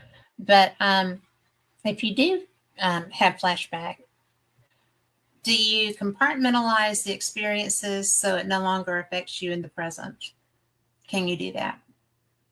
I wish I could. I can't. The flashbacks are not controlled. They happen with a sound or a picture or a moment or a song. It's just they're organic, and I don't induce them myself. I never would, but so they happen. And what I try to do is say, okay, this moment right now, the fear that I have, this memory I'm sharing, I'm experiencing again. How can I best share it for my students who might have been abused, who might be homeless, who might not be able to read, who might be deported tomorrow, who might have a mom or dad who beat them? How do I? So I always try to look for ways to take my fear or my experience to apply it, because this and that way it makes my survival more meaningful beyond just myself. I have a relative right now who's going through cancer, I think for the 3rd time now, and each time it takes a little more out of you, and each time he rings the bell and he's victorious, but each time it's harder, and it creates a moment of doubt sometimes in your torch of hope and optimism, and I just reached out to him and said to him, listen, I know you'll have doubts and fears. It's okay. I know you're scared. It's okay. But I said, you are a light. And through your actions, you help others all the time. People love you, and they will always, always love you. So if you can't hear God right now, if you're not sure what the future holds, know this, that we love you and we care for you. You have meaning beyond yourself. And that's what I learned from my own walk through these things. And hopefully that thought helps him a little bit to understand that it's okay to be afraid. And no matter what happens, he has value and we love him. So That's beautiful. sorry about this. So especially ghost talk, right? For 85 and Netflix I'm talking about. But No. this is what really drives me though, is the whole ghost experience means very little except to maybe check some boxy people's list of saying I want to see that one day, other than the fact that how it affects you. Because if we had that experience, walked around and just hurt people with it, or just trying to make a quick buck, it would have done the service to everybody. So I think I'm thankful, like you mentioned before, my friends and family, people, really, we all tried to share in a way that helps others. And I'm very thankful for that. So yeah, compartmentalize, Victoria. I wish I could. You will note that I am well spoken, but I'm not that smart. I'm wise. I'm not smart. People are usually smarter than You're pretty me. smart. I don't know. I'm smart enough to realize I'm not, but I I do I like kindness. I like living. Yeah. I like people. I like smiles and laughter. And those things help me to get through my doubts and my fears. I really don't have the ability to compartmentalize. Some people are amazing at that. They can be angry and yelling at you and then walks by. Hi. I'm like, they shift a gear. I'm like, how do they do that? Like if I'm really sad, I'm there for a while. Like half hour, I'm like, "Ugh." Some people just put in the box and go. I just That's on my sleeve. I'm like, oh, what happened today, Chris? Oh, it's on my sleeve. That's just me. I am not very good. That's not true. I've gotten good at compartmentalizing. When I was younger, not so much. So, but in fact, I have remarried my husband because growing up is a good thing. Yes. But it's really such a gift because the things that you don't realize, um,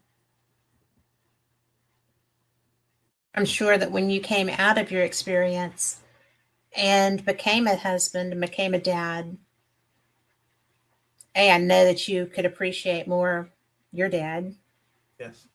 even as much as you appreciated him before you were one. And I think it's just so surviving anything that's tough makes you a whole new person. I Surviving the haunting that you went through makes you a different person. I respected my But dad. surviving cancer, Yeah, I I mean, respected that's him, but now I appreciate him. which one was scarier, the cancer or the haunting? The haunting, the cancer affected only me directly. I mean, if I die, I die.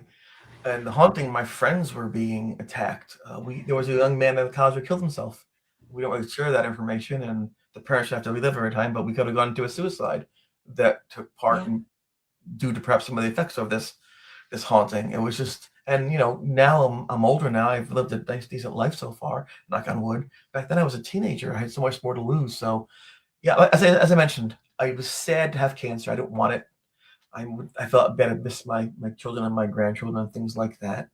But I was prepared if it's okay. When you're a teenager and you haven't even lived your life yet, and your friends are being hurt by something that's supposed to be maybe you can't take care of properly, that's just devastating to your psyche, to your self worth, to your understanding of the world and any kind of fairness in it. Yeah, I always hope that good would triumph over evil in all cases. And I saw so many cases where it didn't really happen that way, and I didn't want to be another example of that, and thankfully, thank God, I can now be an example of overcoming things that are tough. So, and again, that's because of my friends, my family. I think because me too, a little bit, because I don't want to give up. I really believe that if I can get one more day, it'll get out of this mess. And I think that may be a better marathon runner too to go 1 mile at a time. So, That's actually the best way to look at things. There's always going to be, yeah, until there's suddenly not, there's always going to be another day, another opportunity. The problem that presents though is that you never know when that is. no, And that's why it's like my friend that I mentioned who passed away. It was it was just the most bizarre thing. And I was lucky that I found out about him being hospitalized. And bless her heart, my friend Lori, who is, you know, mentioned in chat earlier, got stuck with a waiting room while I went to go visit him. And I I knew that I probably wasn't going to see him again. And I'd known him since I was 4. And that was a long time ago. yeah, It's but how lucky was I that I found out and could be there? right. Yeah, I And I think you it's know, amazing. That's a beautiful thing, Kat. My grandmother passed away in almost 4 years ago now. She was 98 years old. wow, what a Amazing life. person. And my dad's mom, all my grandparents, I love them so much. I'm so lucky to have grandparents. My gosh, greatest gift of all, I think. But toward the end, she was unconscious. She didn't really respond. And I was up here in New York, and she was down in Florida, and my dad was down with my mom, and I said, "Can I just say goodbye to grandma one more time?" I said, "Well, we'll tell her that." I said, "No, put the phone by her face." Like, "Oh, no, she's not gonna." Like, please, please, Dad, I just want to see her. So they put the phone by her. And when I was a small child, she'd sing to me.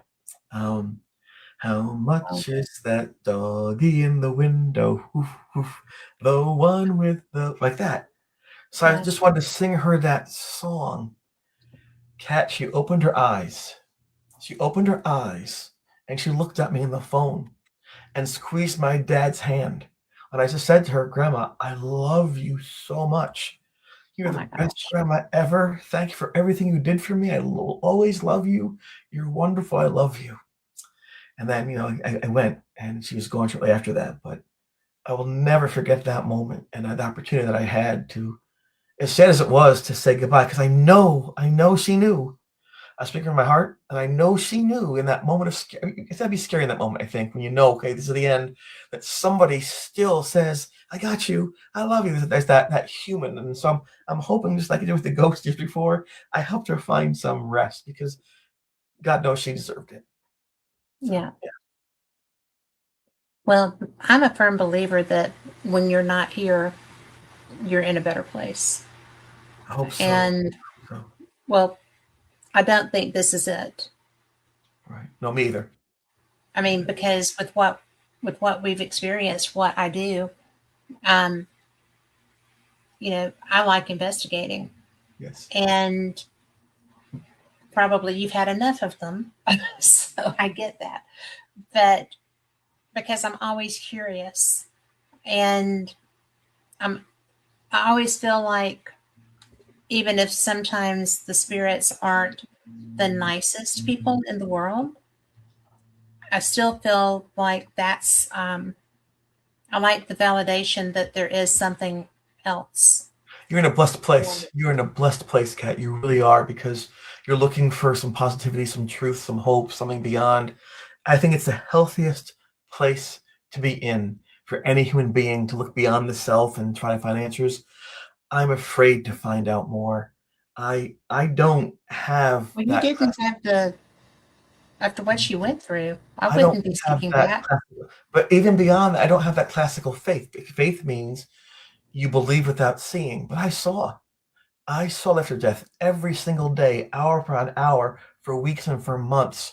I saw it. Exactly. It was a fact. I don't have to believe that there's life or death. I know that there is. So Mhm. therefore, I don't have that classical faith that saying is I don't have that. And what I did see of the afterlife wasn't harps. It wasn't cherubs. It wasn't sunlight. It was like this, but more magnified. The suffering was greater, the intensity was greater, the time was endless.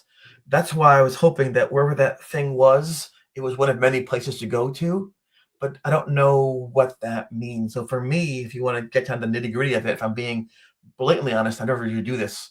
I'm afraid to know more because I'm afraid if what I saw in that moment is what is.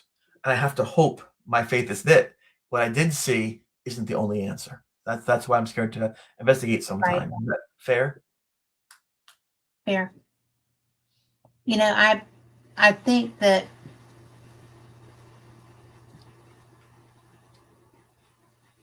the the people that I have experienced after life are people that are still at work. Okay. Not where I want to be. Right. But there's well, and in that jail because I made a whole jail mad Right. and doors were banging. They weren't moving, but they were banging and there was stuff and there was voices and it was dramatic. But it was everybody that I've seen are still tied to a place, Yes. kind of like yours was, Yep. you know. And out of all the times that you experienced him, did you ever experience him out of your dorm? Yes. Oh, yes. After the busing, um, I went to the library. He was in the library, and I took these books down off the shelf.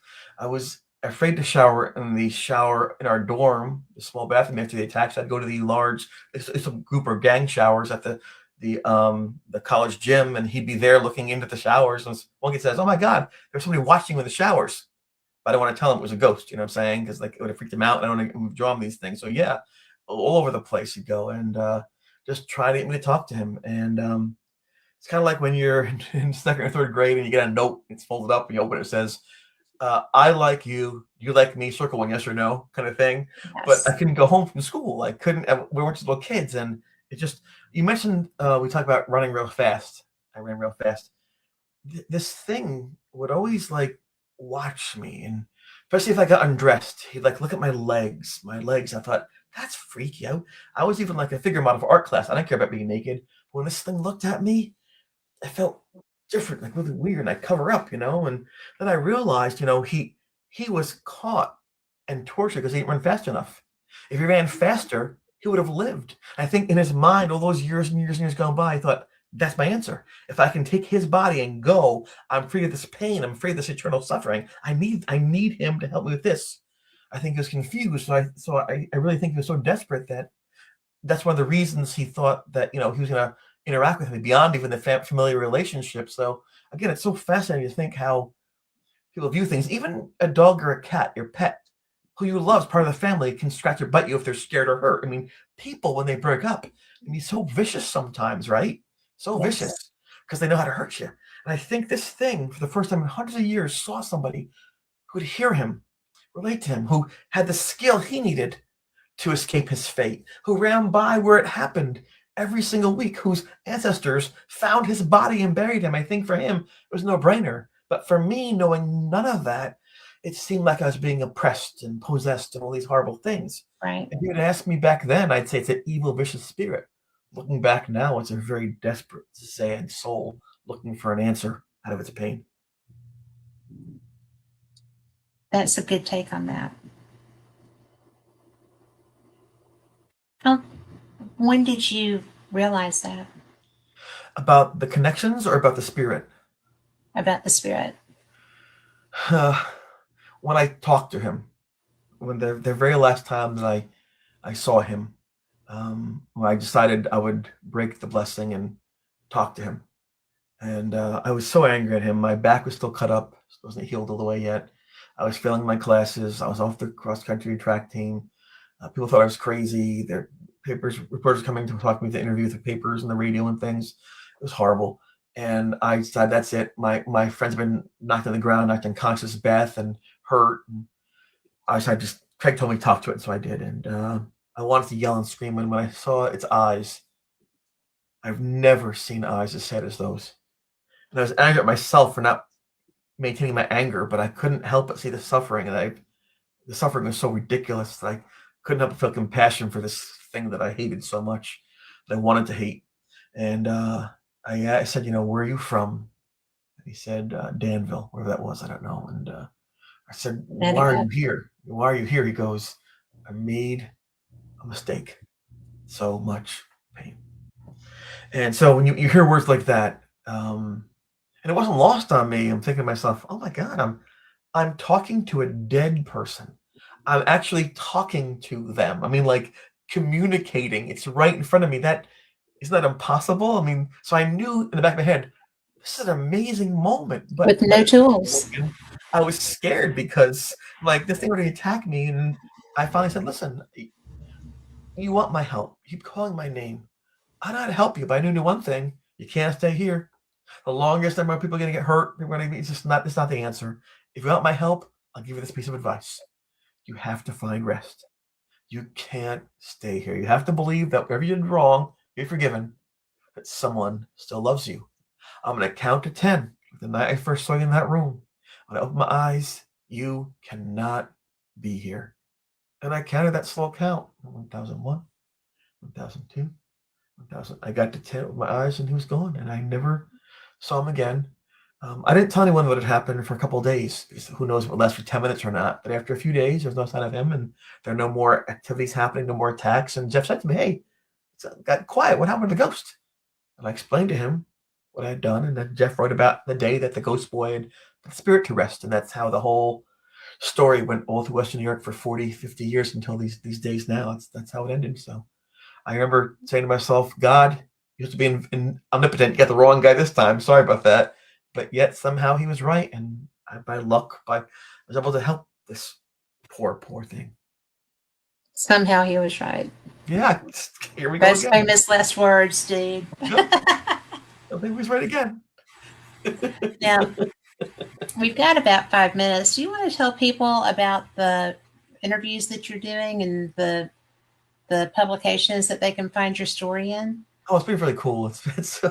I've been interviewed by People Magazine and Forbes Magazine and the Wall Street Journal. It's been quite an amazing journey that the exposure that Netflix can give to you. You know, I'm just so honored. I'm back this year out on the tour this year, going around all different places to meet people and speak. It's like the old days. I'm looking forward to it. If you don't mind me showing this, I have my final book. It's called The Ghost Boy of Every Hall, and this is a Yes. picture of me at the toga party. This is the last.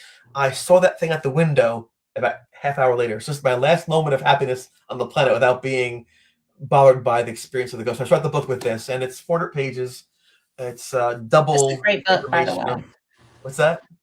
It's a great book, by the Oh, way. thanks. It's double what you have saw on evidence. I'm very proud of it. I have backstories on the priests and things. So if you want to know more about what actually happened, it's right there. It's in hardcover, softcover, Kindle, and audio book. Anyway, so that's nice for me because then when I kick off and go find my rewards, it still stays behind. People can see what actually happened for sure. My favorite thing about the Netflix show is that my father's in it. My dad is 82 years old. I just wanted to make him proud of me. And in the show, you hear him say he's proud of me as a son. So I can put that show on every day for the rest of my life and see his face and hear his voice, even if he's gone, and know that's my connection. And I'm very proud. And if anybody That's wants, perfect. isn't that cool? And if anyone wants to reach That's out the to me, best part. I think for me it is because it was worth Yeah. doing. Like that part alone makes it worth it because I've always fought Yes. hard to get his approval. And I'm on Instagram and Facebook and X and Reddit and things like that. But I always like talking to people. But mostly I like doing this, like talking with people like you, Kat, on the podcast, and just reaching out to folks and just sharing what happened and lessons I learned. And I really want to thank you. I still have in my other room. I have the white framed picture you gave me of the seagulls that from what is it, 9 years ago now? No, 11 years ago now. Yeah. So that's pretty crazy. Been a while. Crazy.